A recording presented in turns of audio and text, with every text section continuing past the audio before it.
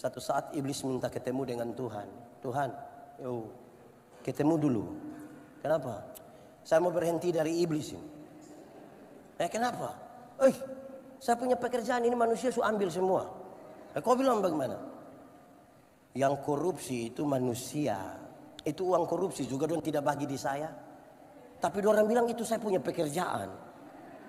Yang selingkuh itu juga manusia. Waktu orang dua baku ajak ke sana tidak ajak saya. Tapi orang bilang ini saya punya pekerjaan. Kalau begini-begini terus biar saya berhenti saja. Biar manusia ambil saja. Kita dirampok oleh kerakusan kita, kesombongan kita, tinggi hati kita, iri hati kita, nafsu kita merampok kita habis-habis. Sekarat.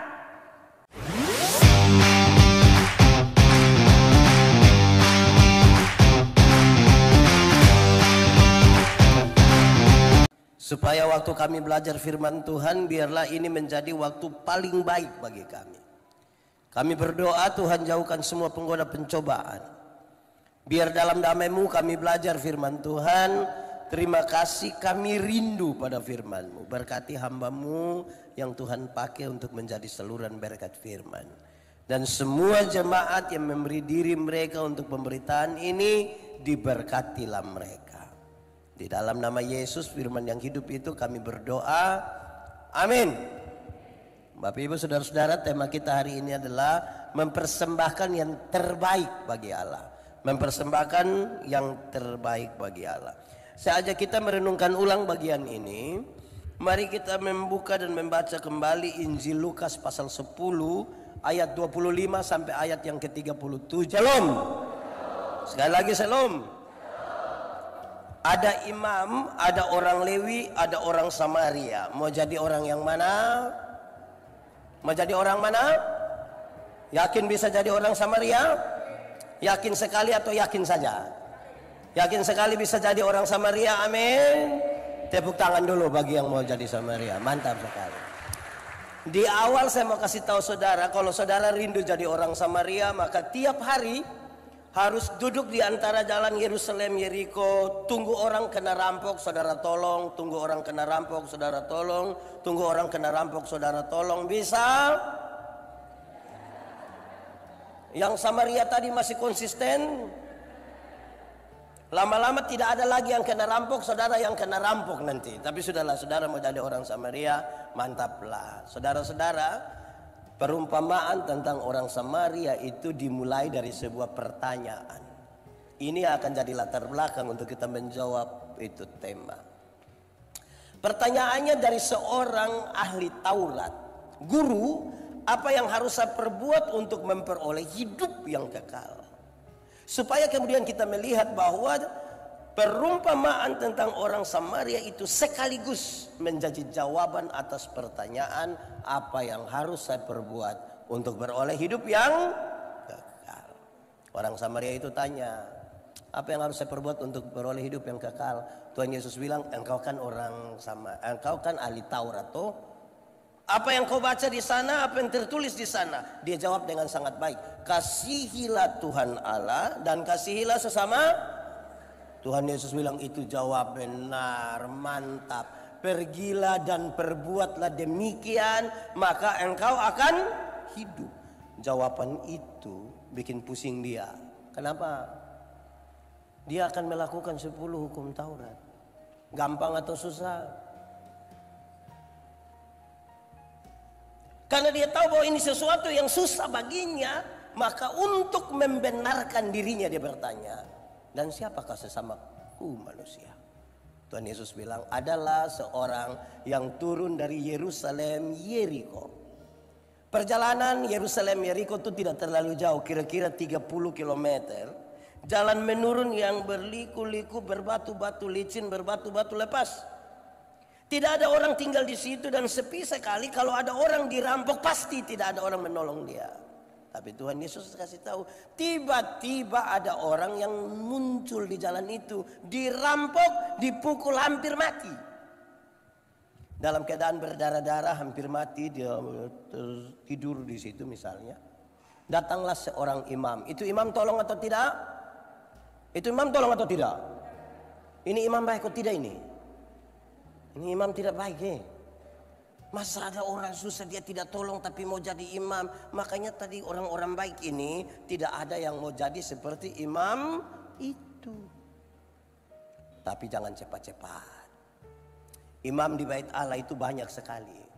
Ada orang yang ditabiskan jadi imam bahkan sampai mati tidak pernah melayani. Karena antriannya sangat panjang. Katakanlah imam ini dapat jatah pelayanan. Dia mau pergi ke pelayanan tapi tiba-tiba ada orang susah. Kalau darah orang itu kena dia akan disebut cemar. Dia tidak boleh melaksanakan pelayanan. Jemaat. Di sini tidak ada jemaat. Jemaat. Kalau saudara imam itu ada orang susah, ada pelayanan, lebih memilih mana? Pelayanan atau tolong orang? Pelayanan atau tolong orang? Pelayanan atau tolong orang? Mantap, tolong. Tepuk tangan dulu, ini orang mantap. Ya, ini GPIB Bukit Satun punya jemaat, ini orang suka tolong-tolong semua begini, mantap lah. Tapi kalau pendeta Yandi ya tergantung siapa yang kena rampok. Saya juga tidak mau cepat-cepat tolong-tolong lah. Tergantung siapa yang kena rampok. Kalau dia seorang janda muda, saya sangat yakin pasti saya tolong, pasti saya yakin itu. Tapi kalau dia oma-oma tua sudah mau mati, mungkin saya akan bilang oma, mungkin ini jalan Tuhan.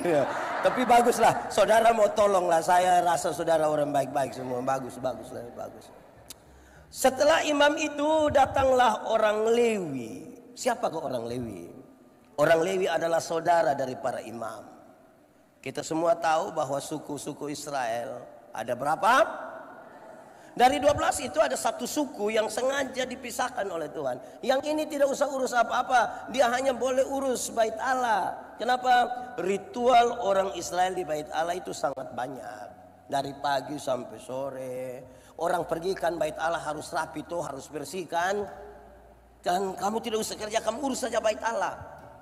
Jemaat. Katakanlah saudara orang Lewi itu pengurus bait Allah. Mau pergi untuk urusan bait Allah, tiba-tiba ada orang susah harus ditolong. Saudara pilih mana? Urus bait Allah atau tolong orang susah? Urus bait Allah atau tolong orang susah? Yakin tolong orang susah? Aman? Sekali lagi tepuk tangan dulu. Orang di GPIB ini terlalu baik ini orang semua ini.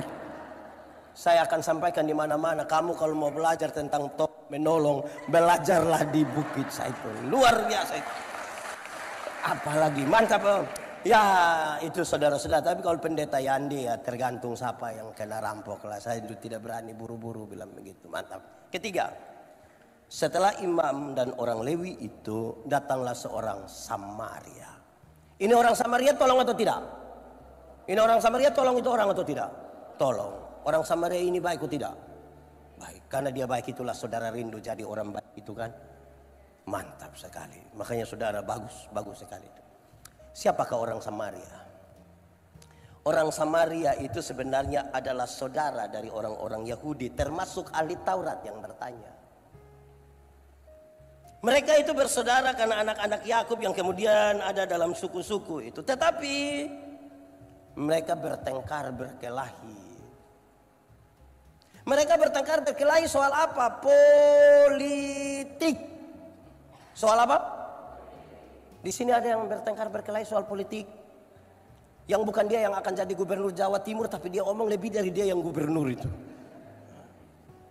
Setelah Salomo mati, mereka beda pendapat. Siapa yang akan melanjutkan kepemimpinan Salomo? Anak kandung saja atau anak tiri juga boleh. Ini yang membuat mereka bertengkar. Ini yang membuat mereka berkelahi. Dan saudara tahu sampai Tuhan Yesus mengatakan kisah ini, dorang baru bertengkar kira-kira 700 tahun. 700 tahun, ini lumayan toh? Lumayan singkat. Ya. Saudara-saudara, apa yang disentuh oleh orang-orang Yahudi, oleh orang Samaria dianggap najis oleh orang-orang Yahudi. Sebegitu parah. ini kursi disentuh oleh orang Samaria, najis, tidak boleh dipegang. Apapun. Tapi sekarang Tuhan Yesus kasih tahu, dia yang kamu anggap najis itu yang sekarang akan melakukan sejumlah pertolongan itu. Jemaat, ada 7 hal yang dilakukan oleh orang Samaria itu. Ada berapa hal? 7. Pertama, orang Samaria itu ambil anggur. Ambil apa? Dia siram di luka-luka orang itu. Alkohol yang ada pada anggur itu diharapkan dapat membersihkan itu kuman-kuman, virus-virus supaya jangan sampai infeksi dan lain-lain. Rupa-rupanya ini orang Samaria ini dia jalan kemana-mana dia ada bawa anggur itu. Jemaat, di GPIB ini ada yang jalan kemana-mana ada bawa anggur. Ada? Ada kok tidak? Oh nanti baru beli. Kemungkinan besar dia turunan Samaria itu ya. Dia siram luka-luka itu dengan anggur. Kedua, dia oles luka-luka itu setelah dia siram dengan anggur kasih bersih. Dia oles luka-luka itu dengan minyak. Kemungkinan besar itu minyak zaitun. Salah satu fungsi terbaik dari minyak zaitun adalah menyembuhkan luka. Apa? Menyembuhkan. Untuk 2 pekerjaan ini dibutuhkan sedikit hati-hati. Pasti dia bilang begini, tahan sedikit ya, tahan sedikit, tahan sedikit. Tidak mungkin dia bilang, makanya jangan jalan-jalan. Tidak mungkin dia bilang begitu. Tahan sedikit. Jemaat, untuk 2 pekerjaan ini bisa dilakukan. Yang tadi mau jadi Samaria bisa? Bisa. Mantap. Ketiga, pertama tadi apa? Pertama apa? Anggur. Kedua apa? Ketiga, dia ambil kain, dia balut pada luka yang telah dioles dengan minyak itu. Bisa? Saya lihat saudara mulai lemah. Ini yang mau berikan yang terbaik ini. Ikat luka saya tidak bisa. Bisa? Mantap. Keempat. Keberapa? Kita ulang-ulang dulu. Pertama apa? 2, 3, 4. Dia angkat orang itu. Dia muat di atas keledai tunggangannya. Dia muat di apa? Jemaat. Dulu sudah ada mobil. Innova ada. Fortuner ada. Pick up. Jadi itu manusia orang kemana-mana naik apa itu dulu? Naik apa? Keledai. Berarti keledai adalah kendaraan terbaik waktu itu. Amin. Oke. Saya mau tanya saudara.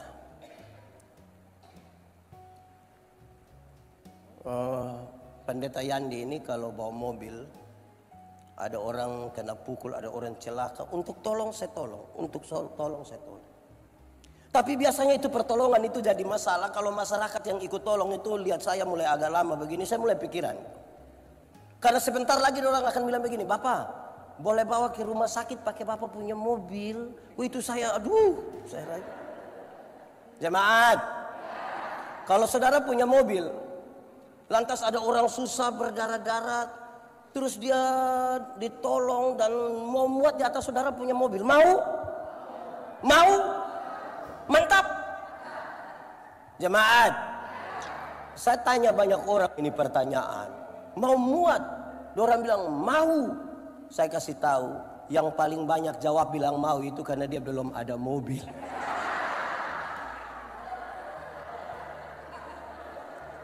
Kalau dia sudah ada mobil itu repot, Bapak, repot. Apalagi mobil baru, apalagi dia baru cuci. Dia punya alas kaki itu disikat lagi. Itu istri saja naik lepas sendal. Tapi orang lain yang dia tidak kenal ini berdarah-darah bisa naik. Itu memang Yang tadi mau jadi orang Samaria masih konsisten. Boleh. Saya lihat saudara mulai lemah ini. Ini repot ini kalau begini ini. Masih tetap mau jadi orang Samaria. Amin. Mantap. Tepuk tangan lagi ke sini. Sudah berapa tadi? 4. Kelima. Pertama tadi apa? Kedua? Ketiga? 4? 5. Dia bawa orang itu ke rumah penginapan. Dia bawa orang itu kemana? Saudara, ketemu orang susah di jalan, ambil dia, muat di atas mobil, bawa dia ke hotel satu, boleh? Samaria. Samaria masih konsisten. Ini Samaria sudah mau pindah ke Batak ini. Masih boleh bisa begitu? Woi, makin hilang ini saudara. Mulai keram ini muka orang ini. Mau kasih taku ini yang tukang saki-saki dong ini. Sudah 5. 1, 2, 3, 4, 5. Yang ke-6. Dan dia merawat orang itu. Ke-6 apa? Merawat orang itu. Jemaat, pernah rawat orang sakit? Mertua sakit pernah rawat? Pernah? Senang atau menjengkelkan? Senang ya? Senang dia sudah mau selesai. Urus orang sakit, mantap bisa. Saya bayangkan kalau urus orang sakit itu kan kita siap bubur kan? Bisa? Sedia air boleh? Kan di rumah penginapan dia mesti ketuk pintu, dia tanya, "Om, yo masih hidup?" Kan gitu. Iya, kan dia betul-betul ingin kasih tunjuk ini perawatan yang baik. Bisa? Samaria.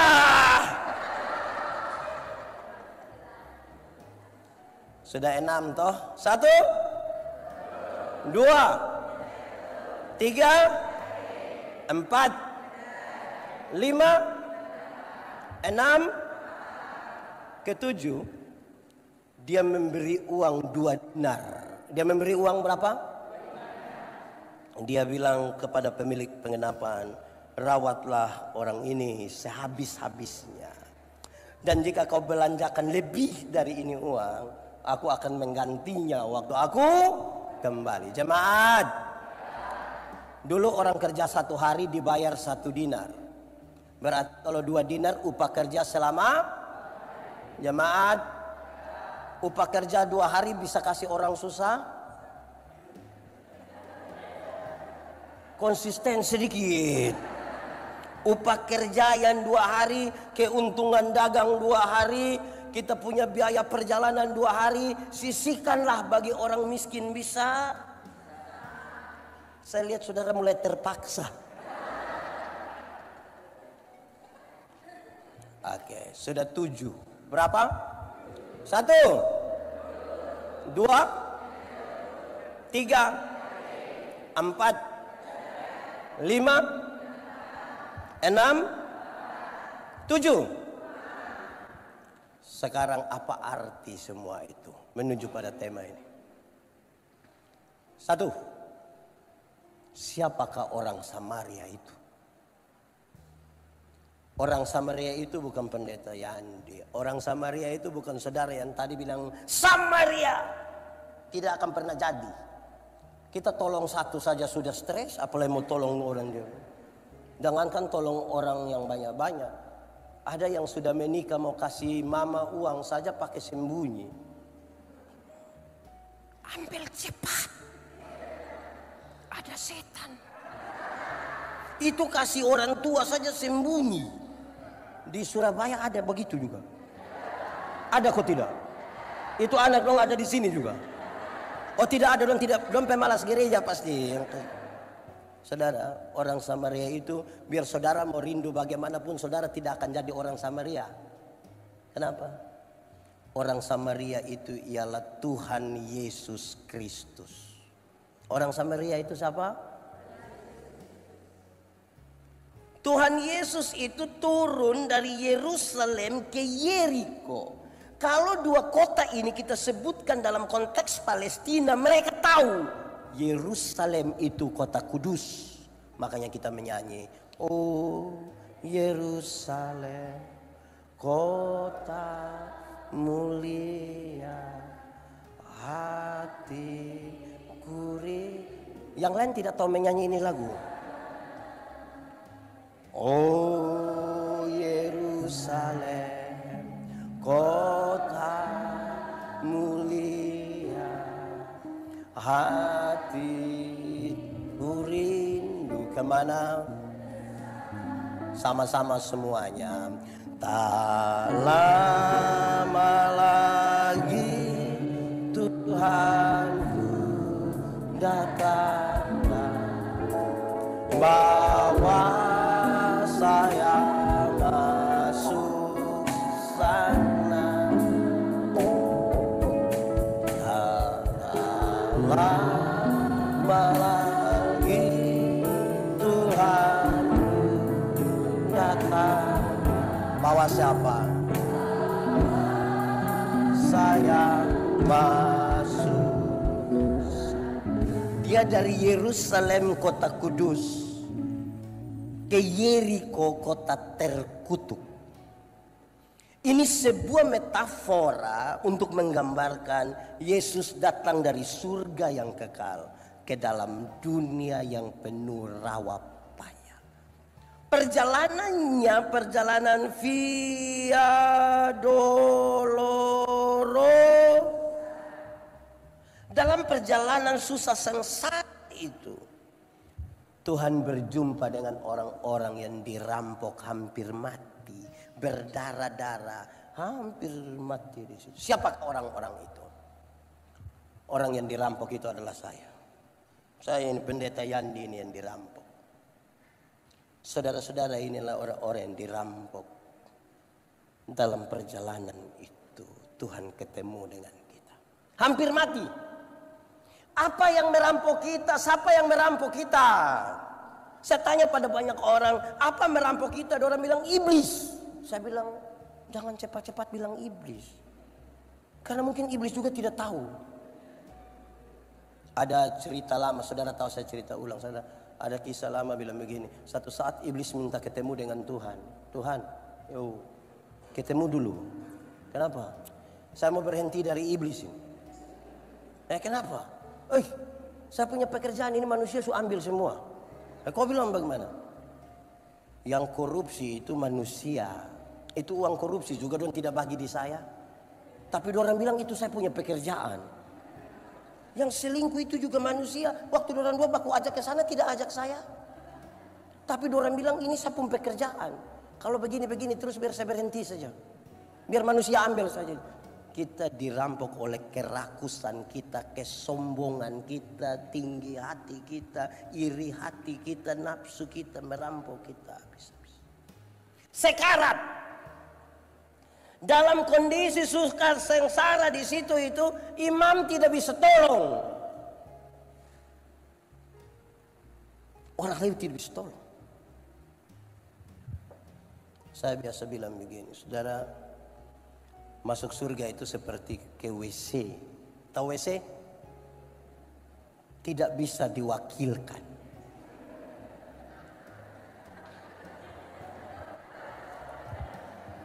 Masing-masing akan pergi sendiri.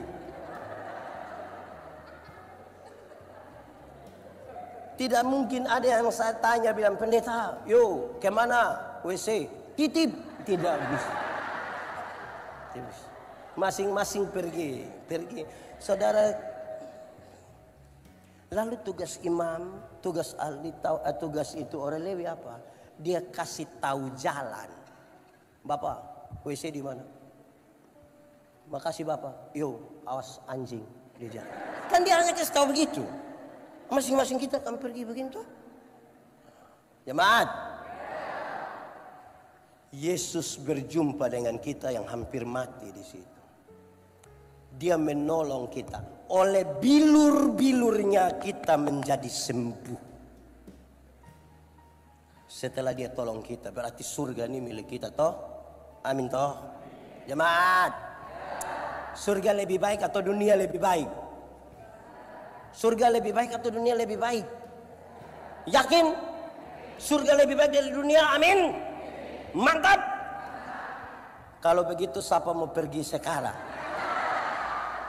Ada yang mau pergi sekarang? Saudara tidak usah muka asam karena saudara takut. Ai pendeta, belum waktu Tuhan. Nah gitu ketawa paling bagus. Anak-anak masih kecil, belum dia punya papa model begitu lagi, kayak gini-gini. Jemaat, karena belum waktu Tuhan kita pergi ke surga yang baik itu, orang-orang yang Tuhan sudah selamatkan, yang sudah Tuhan tebus dalam perjalanan Yerusalem Yeriko itu, dia muat di atas keledai tunggangannya dan dia bawa ke rumah penginapan. Dia bawa ke mana? Apakah rumah penginapan itu?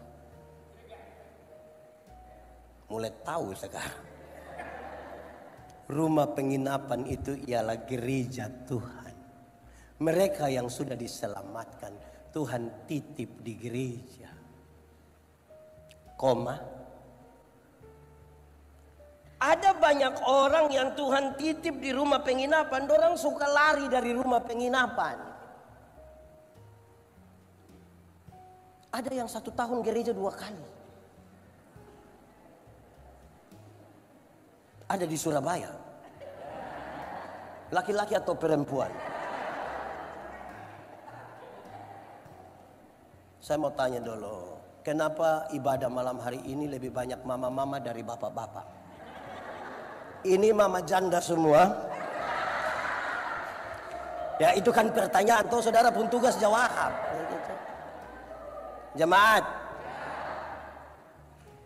Kedua, ada banyak orang yang suka pindah-pindah rumah penginapan. Di Surabaya ada. Ada ikut ibadah sekarang. Betul. Dia pakai baju warna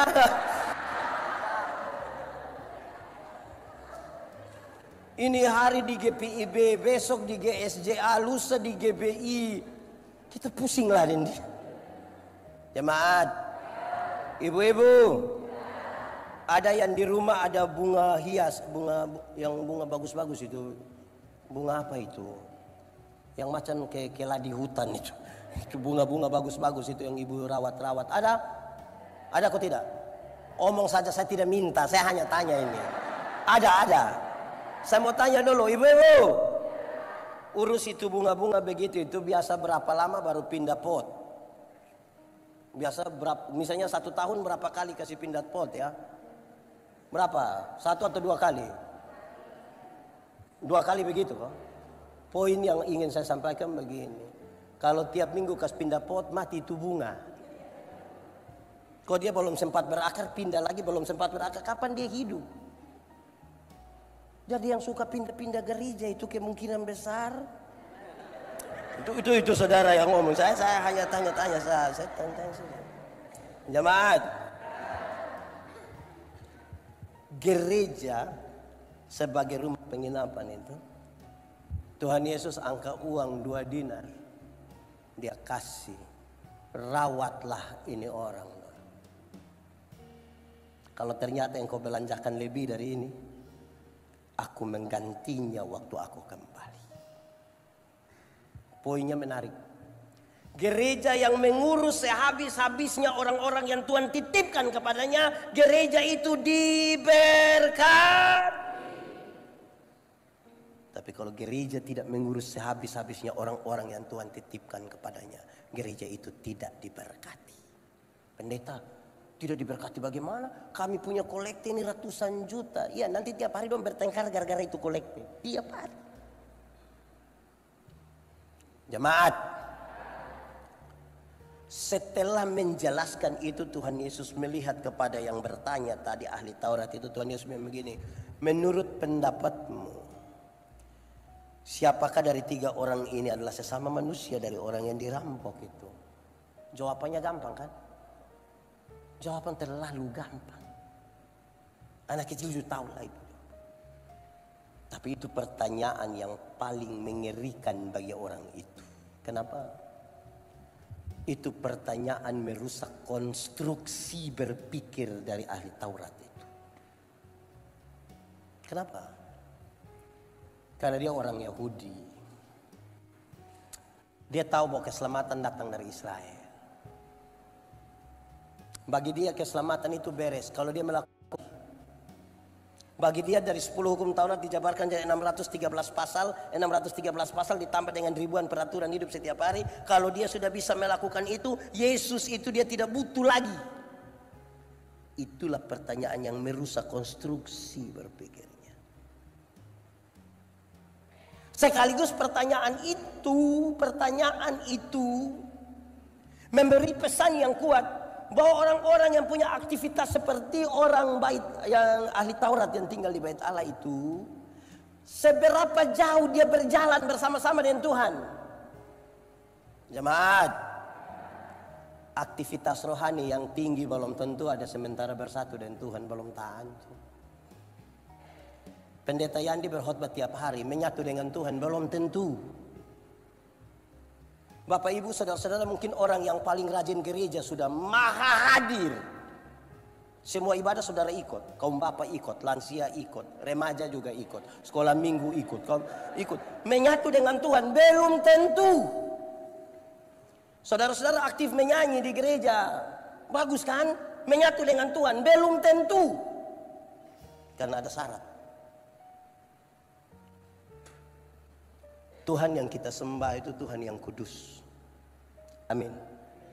Yang kudus itu tidak dapat bersatu dengan yang tidak kudus. Tanggalkanlah kasutmu sebab tempat di mana engkau berdiri itu kudus. Banyak orang aktif sebagai pelayan tapi tidak menjaga kekudusan hidupnya. Dia menjadi aktivis pelayanan. Kalau dia hanya aktivis, apa yang akan kita bilang tentang ini? Terbaik. Itu yang terbaik yang kita berikan. Kalau kudus itu kita sebut sebagai terang dan tidak kudus itu gelap. Yang terang tidak dapat bersatu dengan yang jemaat. Kalau kita di terang bisa lihat orang di gelap.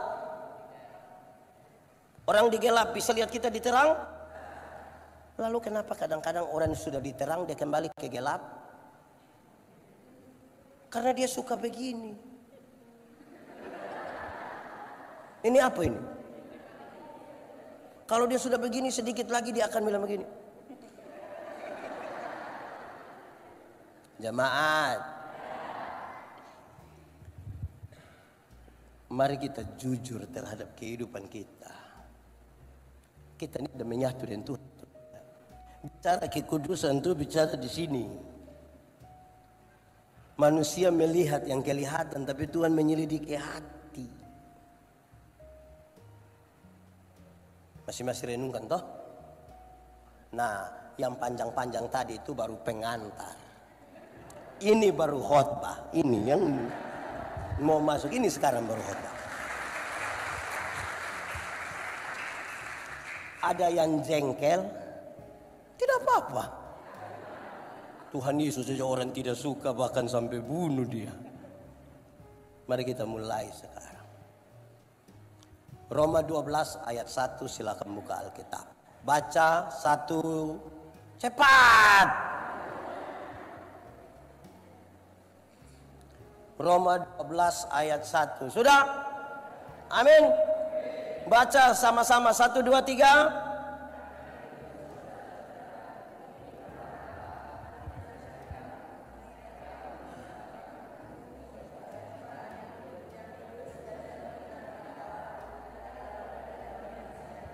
Jemaat, kita punya tata ibadah ada di sisi respon itu. Dia punya nama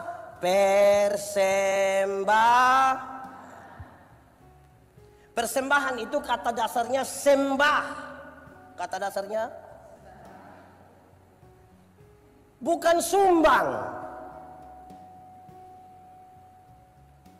Kalau sumbang berarti ada orang itu terlalu susah, jadi kita yang lebih kaya sedikit kita sumbang buat dia. Tidak ada satu manusia lebih kaya dari Tuhan Allah dan bisa sumbang untuk Tuhan. Orang yang datang membawa sesuatu, dia datang dalam sembah kepada Tuhan. Ada 1-2 orang suka sekali kalau dia punya nama dibacakan di mimbar. Terima kasih kepada keluarga Menobe yang telah memberikan 200.000 untuk membantu. Terus keluarga Menobe bangun bilang, terima kasih, terima kasih. Dia mati bagi kita. Saya pakai contoh. Saya dengan adik ini, kami dua tidak saling kenal. Memang kami dua tidak saling kenal. Saya dapat dia punya nomor telepon, saya telepon dia. Kak, sebentar malam jam 12 bisa ketemu saya di depan rumah jabatan wali kota. Menurut saudara dia mau atau tidak? Dia mau atau tidak? Tidak. Dia ada ayam satu di rumah, saya pergi ke dia punya rumah, kami dua tidak kenal. Dia mau kasih saya itu ayam atau tidak? Saya ganti pertanyaannya. Saya mau kasih dia mobil baru satu. Kira-kira dia mau atau tidak? Tahu juga dia mau. Terus saya beli kasih dia mobil baru satu. Toyota Alphard. Saya kasih dia dengan cuma-cuma. Waktu dia dapat dengan cuma-cuma, ada perubahan tingkah laku dari dia ke saya atau tidak? Ada atau tidak? Saya telepon jam 12 malam, datang kok tidak? Saya pergi ke dia rumah, ada ayam satu, dia kasih kok tidak? Kenapa dia tiba-tiba baik begini? Kenapa tiba-tiba dia baik ini? Karena dia telah mendapatkan sesuatu yang cuma-cuma tapi sangat mahal. Dia tidak mampu membelikannya. Waktu dia dapat dengan cuma-cuma, semua kebaikan yang dia buat kepada saya adalah sebuah ungkapan syukur. Ungkapan syukur. Itu yang terbaik yang bisa dia lakukan. Makanya dia datang dengan sembah, bukan sumbang. Dia akan memberi yang terbaik. Tidak mungkin dia kasih yang tidak baik. Baru dapat Alphard. Masa dia mau kasih setengah-setengah? Jadi siapa yang memberi dirinya atau apapun kepada Tuhan, dasar pijaknya adalah dia sengsara dalam perjalanan Yerusalem Yeriko. Tuhan menebus dia oleh bilur-bilurnya. Dan karena itu dia mengucap syukur atas. Tidak ada orang berjasa bagi Tuhan. Itu baru kita bisa kasih yang terbaik. Kalau tidak kita terlalu banyak hitung jasa. Saudara-saudara, makin jauh berjalan dengan Tuhan, baru kita tahu bahwa kita bukan siapa-siapa. Makin jauh berjalan dengan Tuhan, baru kita tahu kita bukan siapa-siapa. Makanya Tuhan Yesus tanya, siapakah sesama manusia dari tiga? Dia mau cek seberapa jauh ini yang ahli agama ini jalan bersama dengan Tuhan. Jemaat, pernah ke pantai? Pergi dengan teman pernah? Dengan yang reuni-reuni dulu pernah? Ya, ada cinta lama juga di situ pernah? Saudara kalau pergi ke pantai, apalagi itu rekreasi, air di pantai itu kan hanya sampai betis. Saudara bisa dengan gaya sekali siram-siram, pinggir pantai. Saudara bisa foto-foto di pinggir pantai toh.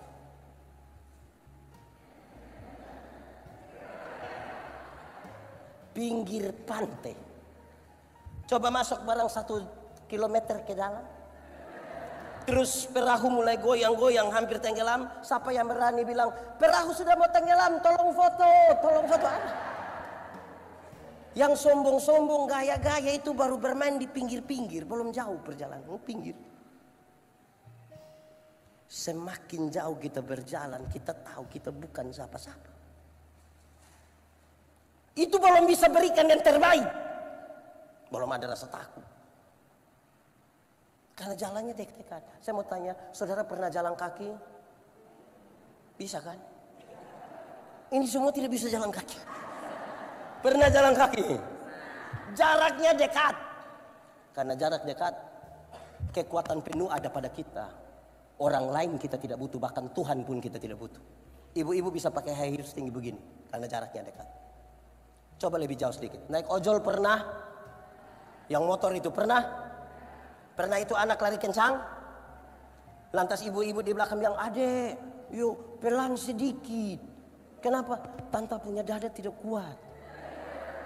Terus ini anak yang bilang, "Tidak bisa tante." Kenapa? Tante hanya bayar 5.000.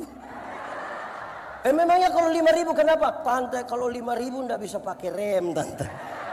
10.000 baru boleh. Poinnya dapat. Semakin jauh berjalan dengan Tuhan kita bukan sapa-sapa. Mulai ada rasa takut toh. Yang gaya-gaya itu baru jalan di mana? Pinggir-pinggir, belum jauh. Dekat-dekat. Lebih jauh lagi naik mobil pernah? Bis umum begitu pernah? Pernah duduk di samping sopir? Pernah kok tidak dia lari terlalu kencang itu yang sopir belum rem kita yang mengangkat kaki injak begini pernah?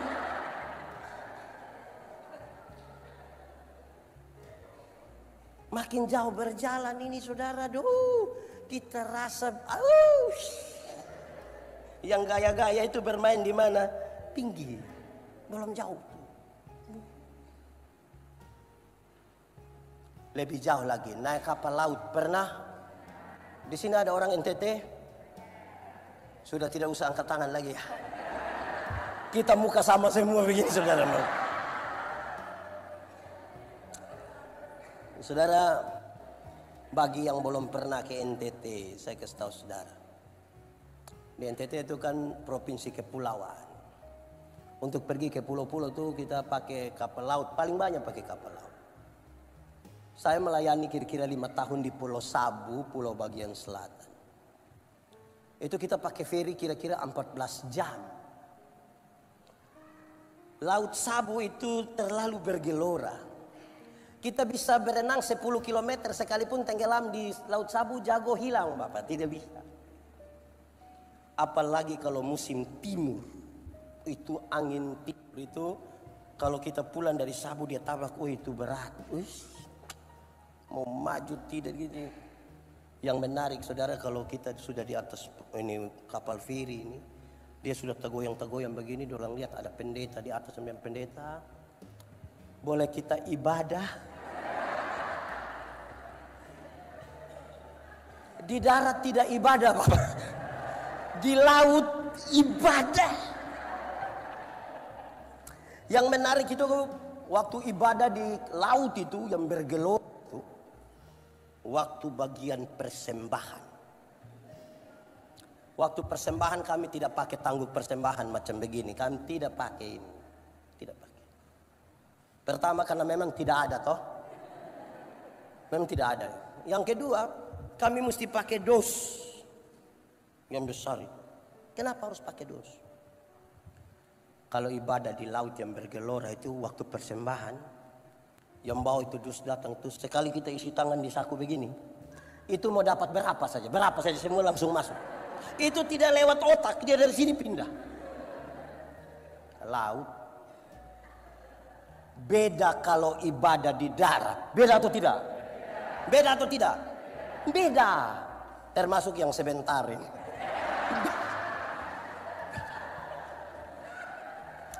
Ibadah di darat itu yang bawa persembahan datang tuh kita isi tangan di dalam saku begini macam agak lama. Sudah ada lama lagi baru dia punya mata putar 2-3 kali. Itu mata macam ada firasat itu. Terus dia ambil persembahan begini dia isi, yang petugas persembahan sudah lewat baru dia kaget. Aduh. Kenapa? Tadi saya isi yang merah. Menyesal itu. Jemaat. Pernah salah isi? Pernah kok tidak? Tidak pernah Memang persembahan terbaik tuh dia punya kemasan juga mesti atur baik-baik toh. Kita ini, saya pernah 2 kali. Isi begini rencana 10.000. Ternyata yang turun itu 100. Pikiran saya ini. Baik, saudara tidak pernah jadi. Yang kedua, saudara saya punya pengalaman. Kenapa harus dipersiapkan dengan baik gitu. Jemaat. Satu saat saya melayani di satu tempat. Mungkin di Ende. Saya turun pesawat.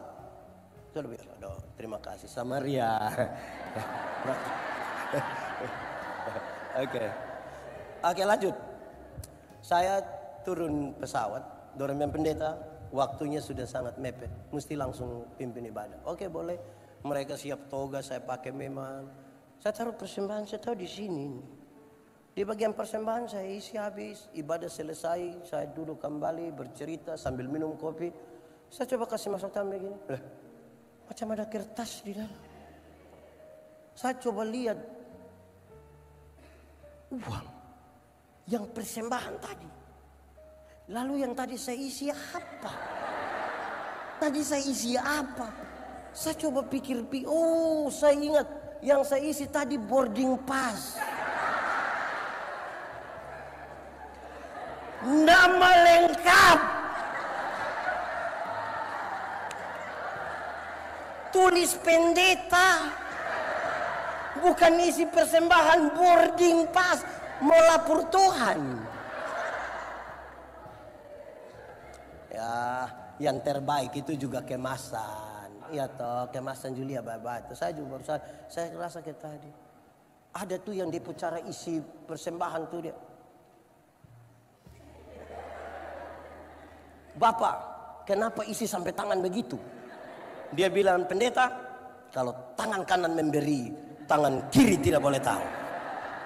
Saya bilang, iya, tapi saya tahu.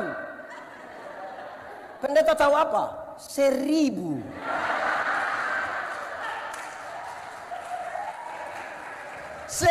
Makanya kalau 100 jarang begini. Sudah begini lagi pakai batok lagi.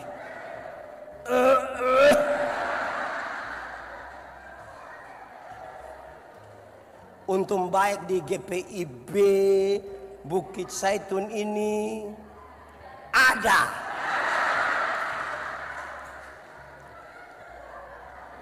Jemaat,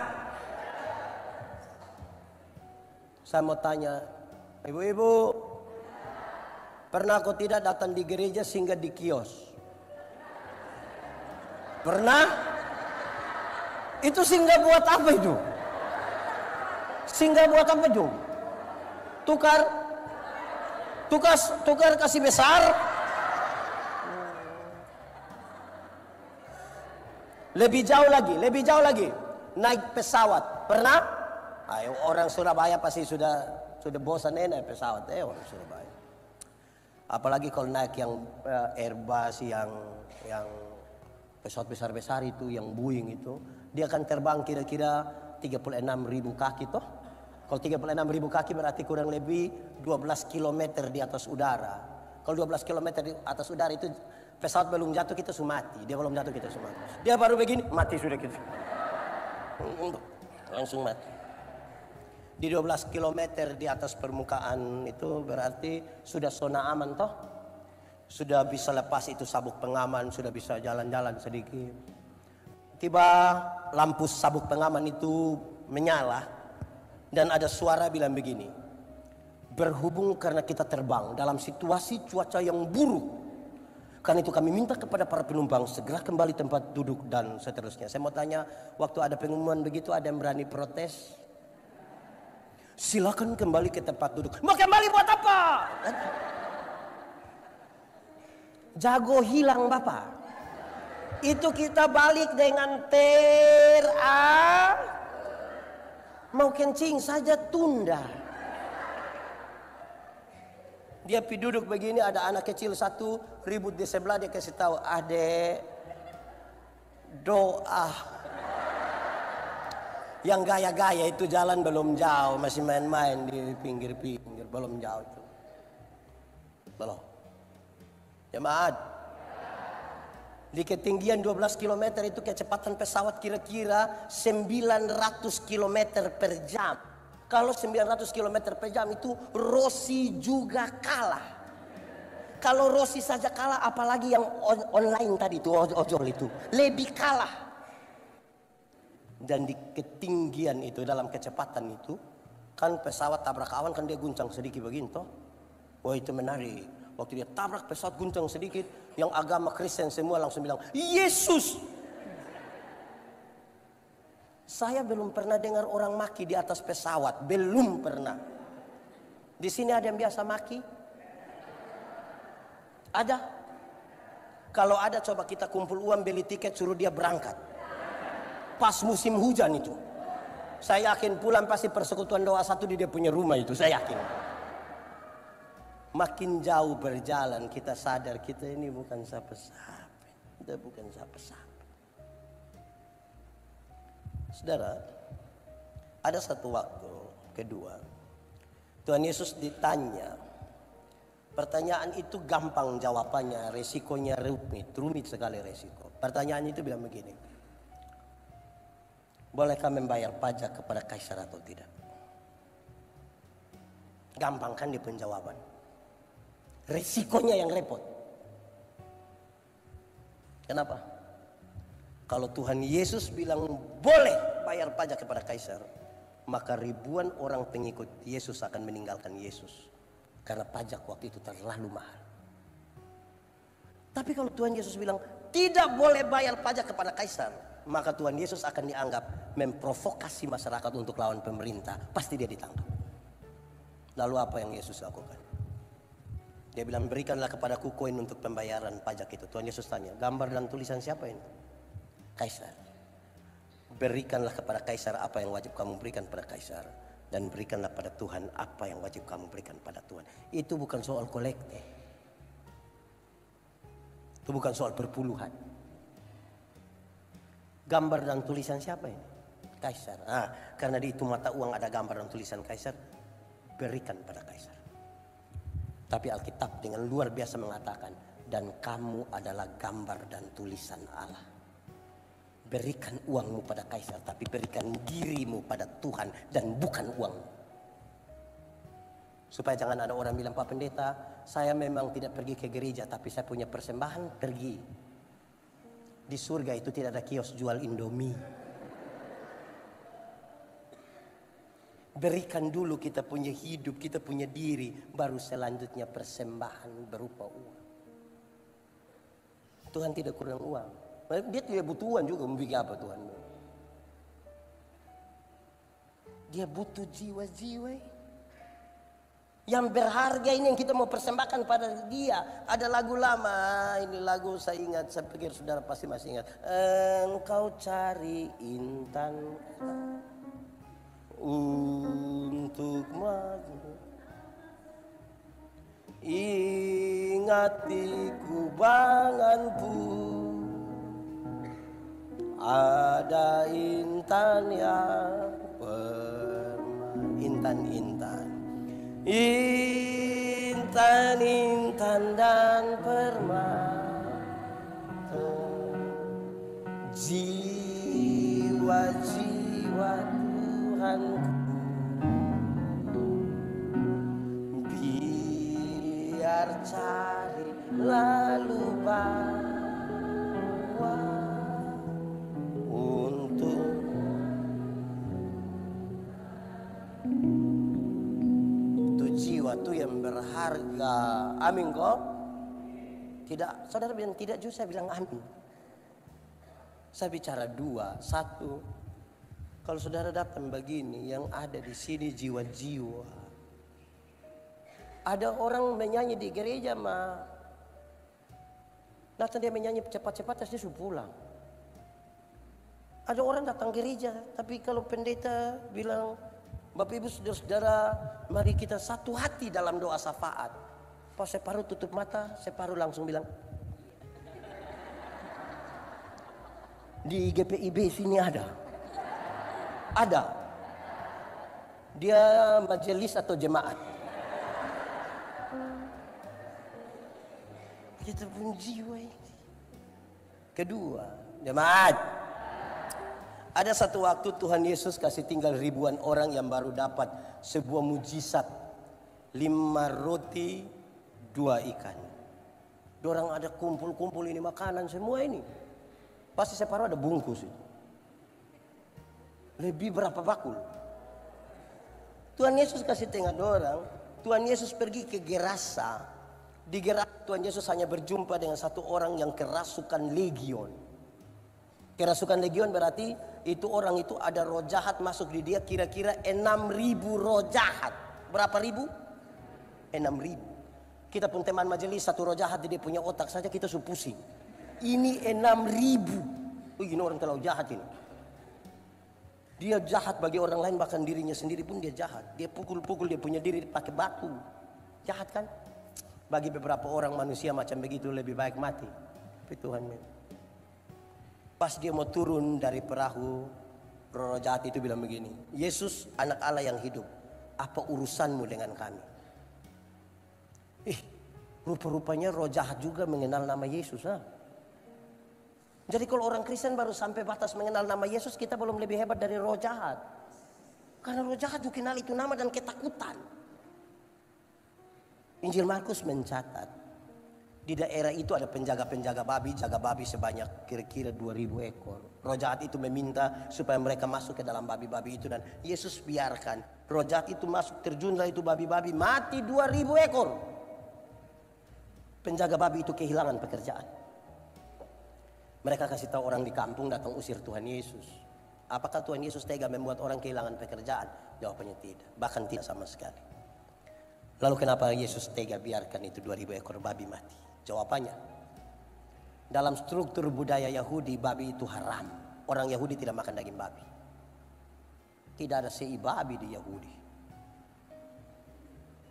Tapi yang haram itu mereka pelihara 2.000 ekor. Sementara ada satu jiwa hampir binasa, dorang biarkan. Itu yang Tuhan Yesus marah. Alangkah lebih baik ada 2.000 ekor babi mati daripada ada satu jiwa binasa. Sekarang coba kali hitung, kalau babi satu ekor harga 4 juta kali 2.000, 4 juta kali 2.000, kenapa diam? 4 juta kali 2.000, 8 miliar harga satu orang yang gila itu. Dalam konteks itu pembaca. GPIB Bukit Catun pernah alokasi 8M kok untuk jiwa-jiwa.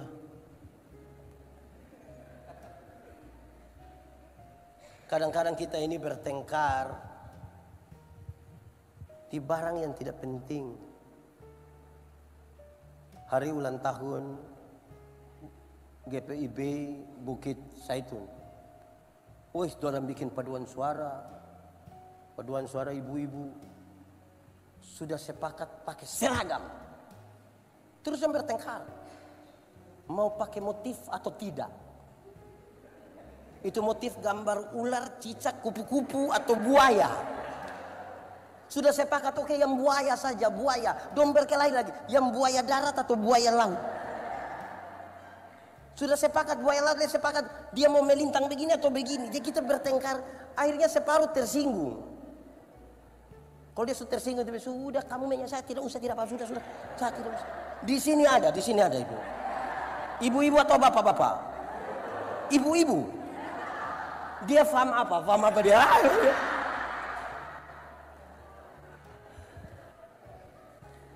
Saudara, kan kita mau kasih yang terbaik toh.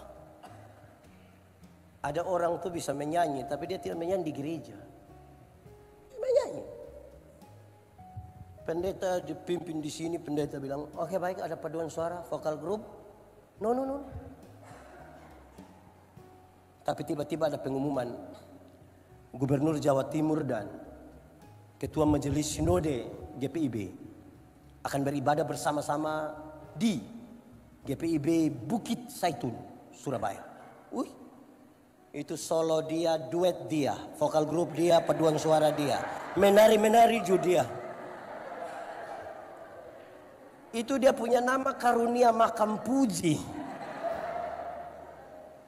Di sini orang tanya, saudara-saudara, memang memberi yang terbaik ini berat juga ya. Kadang-kadang bukan supaya Tuhan dimuliakan, tapi kita pun diri yang kita taruh. Saudara-saudara, persembahan. Jemaat, satu waktu saya ditanya tentang 1/10. Perpuluhan toh. Saya kasih tahu begini. Saya tanya orang. Saya per 10, yang 10% siapa punya? Boleh jawab. Yang 10 siapa punya? Siapa punya? Tuhan. Yang 90% siapa punya? Siapa punya? Nah itu yang salah. Coba kasih tahu saya ayat Alkitab mana yang kasih tahu kita bilang 10 Tuhan punya, yang 90 kita punya. Tidak ada. Yang ada itu adalah semuanya Tuhan punya dan kami berikan dari tangan Tuhan sendiri. Berarti 100% siapa punya? 100% Tuhan punya. Kalau 100% Tuhan punya, saya ambil 10% berikan pada Tuhan. Boleh atau tidak? Kasih naik 20% boleh atau tidak? Saya kasih naik 50% boleh atau tidak? 100% saya kasih Tuhan boleh atau tidak? Kok memang dia punya? Tuhan itu 10, 90 silakan atur. Tolong atur ikut yang pemilik punya mau. Jangan pakai untuk judi online. Di sini ada yang judi online. Baru dia bikin pertanyaan lagi. Bapak kalau hasil judi kami bawa datang ke gereja boleh? Tidak usah bawa. Kira kalau saudara tidak kasih persembahan ini gereja tutup? Tidak usah. Semuanya Tuhan punya. Dan refleksi iman kita bilang, saya datang dalam penyembahan tadi. Kasih Tuhan. Begitu. Ada satu orang dia punya kios, toko tas kecil. Untuk beberapa waktu lamanya dia kasih setiap bulan tuh 20 juta untuk membantu pekabaran Injil. Saya tanya dia, Pak, kenapa ya 20 juta per bulan? Bukankah terlalu banyak itu? Dia lihat saya, dia bilang begini, pendeta, 20 juta banyak, dia bilang saya. Iya banyak. Terus dia bilang begini, Tuhan Yesus mati bagi kita, ini berapa harga ya? Saya sudah tidak berani omong leh. Saya kayak malu bagaimana. Terus dia bilang begini, Pak Pendeta, saya tahu saya punya usahanya ini. Kalau saya kasih begitu, Tuhan yang paling tahu bagaimana cara dia memberkati. Memang memberi yang terbaik itu butuh keberanian iman, keputusan iman. Berarti kalau tidak bisa, berarti dan kita mau beri yang terbaik toh. Ada 2 orang menghadap Tuhan minta karunia. Ternyata di Tuhan tinggal 2 karunia. Yang satu karunia memberi, yang kedua karunia menerima. Orang pertama cepat-cepat ambil karunia menerima. Tinggal karunia. Orang kedua garuk-garuk kepala begini, dia ambil karunia memberi. Lewat 20 tahun kemudian, orang ketemu di satu perapatan jalan di lampu merah itu. Yang punya karunia memberi itu dia ada di atas mobil mewah, satu tanda sukses. Saya tidak khotbah teologi sukses, supaya sebentar saudara kasih banyak. Saya tidak khotbah. Ada poin yang saya mau sampaikan. Yang punya karunia memberi itu dia di mobil mewah. Yang punya karunia menerima ini dia ada duduk minta-minta di pinggir jalan. Waktu orang 2 baku lihat begini, dia bilang, kawan, perasaan itu hari kawan dapat karunia memberi, kenapa sekarang lebih mapan dari saya? Terus saya bilang begini, kawan, Tuhan Allah tahu saya selalu harus memberi, maka kepada saya itu Tuhan berikan lebih. Kan engkau mau bagi di orang lain. Tapi kawan ini kan karunia menerima, jadi di mana-mana hanya bilang.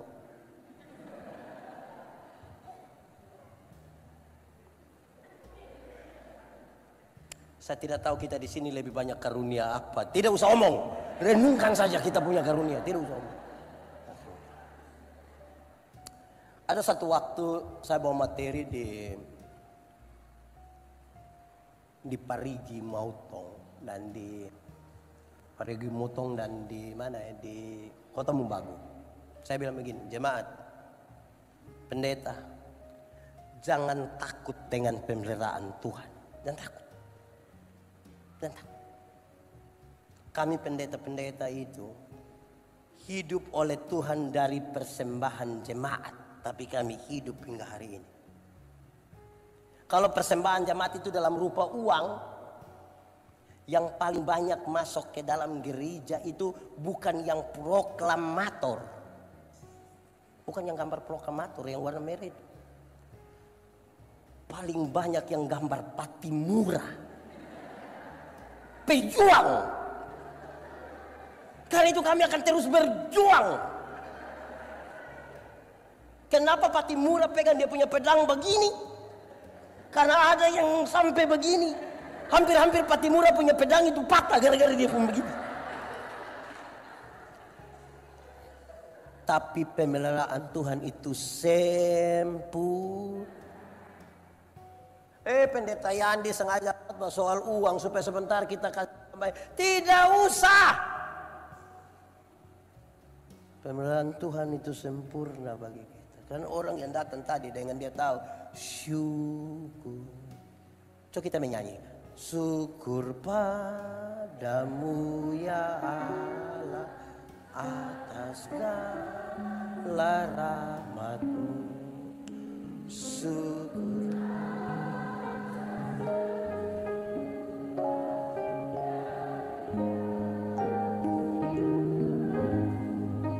Syukur atas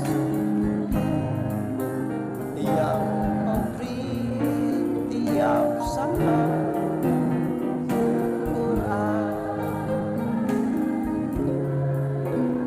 Dari sana. Jemaat, cara terbaik menikmati hidup itu adalah bersyukur. Orang kalau tidak tahu bersyukur itu hidup hanya mengeluh saja.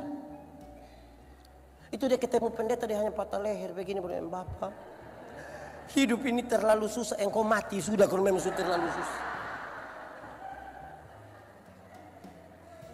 Bersyukur itu adalah waktu di mana seluruh pikiran, perasaan dan hidup hanya tertuju pada Tuhan. Itu namanya syukur. Jadi kita bisa bersyukur waktu sukses, kita juga tetap bersyukur waktu gagal, waktu sehat, waktu sakit, waktu susah, waktu karena pikiran, perasaan dan hidup yang tertuju kepada Tuhan itu yang namanya syukur. Ada orang bikin ibadah syukur tapi belum tentu mata pikiran, perasaan tertuju pada Tuhan. Dia tahu mengumpulkan uang yang banyak tapi tidak tahu cara menikmati. Dia tahu cara menjadi kaya tapi tidak tahu cara menjadi bahagia. Walaupun banyak uang. Saya bilang di kampung, saya bilang ada orang kumpul uang banyak-banyak tapi tidak pernah jalan-jalan ke Surabaya. Satu saat di Surabaya baru dia telepon, pendeta, yo saya di Surabaya, enak kok pesiar-pesiar, tidak pendeta. Terus saya di rumah sakit Dr. Sutomo, pendeta. Sudah dapat rujukan, baru dia datang. Bersyukur, sama-sama 1, 2, 3. Lebih kuat 1, 2, 3. Kasih tahu kawan di sebelah 1, 2, 3. Saudara, hati manusia lebih luas dari isi dunia. Jadi ini isi dunia, ini isi di hati manusia tetap kurang juga karena kita selalu tidak puas. Hanya syukur itu yang bisa menutupi itu. Amin. Ya mat. Kita jalan kaki kita berdoa, Tuhan tolong kasih saya sepeda 1. Tuhan kasih sepeda 1. Dia naik 2-3 bulan dia berdoa, Tuhan naik sepeda memang enak tapi tanjakan yang di sana itu Tuhan. Itu betis dan paha mau patah Tuhan. Jadi yang kau punya mau motor 1 Tuhan. Tuhan kasih motor 1. Dia naik 2, 3, 5, 6 bulan dia berdoa lagi, Tuhan naik motor memang enak. Tapi saya punya istri berat 80. Anak 3 orang dan montok-montok semua. Setiap kali motor bunyi, dorang 4 mau naik. Motor bawa masalah baru dalam kami punya rumah tangga. Jadi yang kau punya mau mobil 1 Tuhan. Tuhan kasih mobil 1, dia naik 1 tahun dia berdoa ulang, Tuhan naik mobil memang enak. Ibu juga naik, dia duduk paling depan. Tapi anak kami yang pertama sudah kawin orang Bali. Masa mau pi Bali pakai mobil Tuhan? Yang kau punya mau? Kapal laut 1 boleh. Tuhan kasih kapal 1 dia pi Bali, lihat cucu, lihat anak mantu, lihat anak kandung, pulang dia berdoa, Tuhan naik kapal memang sampai Bali. Tapi Selat Bali, guys. Yang kau punya mau? Helikopter saja. Kalau mata hanya tertuju kepada berkat, pasti lupa melihat sumber berkat. Ukuran-ukurannya itu hanya soal berkat. Aduh, syukur itu cara terbaik menikmati. Bersyukur sedikit. Coba kita menyanyi supaya jadi berkat. Oh Tuhan, pakailah hidupku selagi aku masih kuat. Bila saatnya nanti ku tak berdaya lagi, hidup ini sudah. Akan ada suatu waktu saudara tidak berdaya lagi. Mungkin karena sudah tua, mungkin karena sakit, mungkin karena kecelakaan. Tapi setiap kali membayangkan dan menceritakan tentang saudara, orang bilang itu orang itu sudah banyak jadi berkat. Jangan dari berdaya sampai tidak berdaya, tidak pernah jadi apa-apa. Hanya jadi beban saja. Lama-lama dia bermuncul di situ, orang-orang bilang, beban datang. Hidup ini memang butuh jadi berkat. Saudara jemaat, ada orang yang rajin gereja, rajin ikut ibadah, tidak ada pertengkaran dengan siapapun. Tapi itu orang punya sekikir itu memang terlalu. Di sini ada sekikir yang memang sudah terlalu, seperti dia tidak pernah ada apa-apa dalam hidup. Orang tanya bilang, adakah sesuatu yang dapat kau? Tidak ada. Di saya tinggal harga diri saja, tidak ada lagi. Wih, begini bisa mati. Hidup itu bersyukur, amin kok. Itu beri yang terbaik. Dia mesti dari sini. Yang terbaik itu bukan di sini, dari sini. Dari sini beri keluar. Sebentar ada persembahan toh. Kalau tidak kita mengabdi pada. Saya punya satu kisah. Beberapa orang tidak suka, tapi saya biasa-biasa saja. Saudara pernah dengar?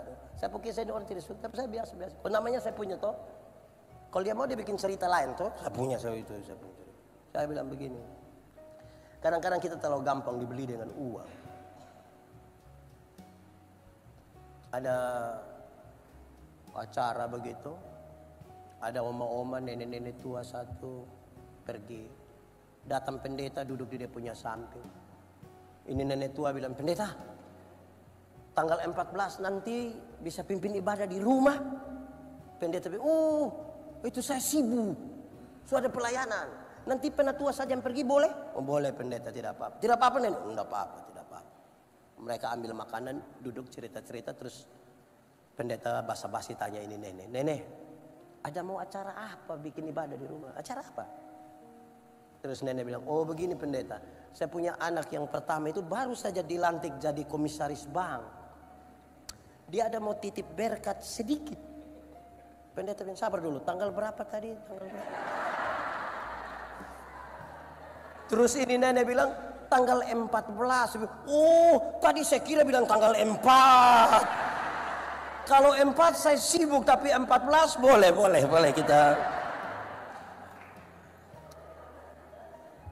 kita semua ini butuh uang, amin kok. Tapi jangan karena uang kita kehilangan harga diri lah. Amin Kalau saudara belajar dari Amsal, dia bilang begini. Orang kaya, orang miskin bertemu. Tuhanlah yang menciptakan mereka. Itu kalimat paling suka saya simpan di sini. Kenapa? Kaya miskin adalah penilaian berdasarkan kepemilikan materi. Tetapi ada harga yang lebih tinggi bahwa dia mau kaya atau miskin, sama-sama kita ciptaan Tuhan. Amin. Harga paling tinggi adalah ciptaan Tuhan. Materi adalah penilaian berdasarkan kepemilikan. Karena itu, nilai sebagai ciptaan Tuhan mesti lebih tinggi dari nilai kepemilikan. Nilai kepemilikan. Jangan sampai kita gampang terbeli, apalagi semua pilkada begini. Orang bawa 300.000 juga kita lupa buang hidup. Kira jangan. Semua orang butuh uang. Tapi jangan karena uang kita kehilangan harga diri. Supaya kita tahu kita ini masih tetap yang terbaik. Yang kita pakai dan kita memberi kepada Tuhan. Karena itu bersyukur Saudara punya masalah kok? Tidak usah omong. Saya lihat ini memang muka masalah semua. Masalah adalah kesenjangan antara harapan dan kenyataan. Selalu masalah. Tapi jangan takut. Tuhan itu kan menyertai kita. Paling bagus tuh kita bersyukur Tahu bersyukur itu paling bagus. Amin kok. Bersyukur, bersyukur, bersyukurlah, bersyukur karena kasih setia. Ku sembah, ku sembah, ku sembah dan ku sembah selama hidupku, ku sembah.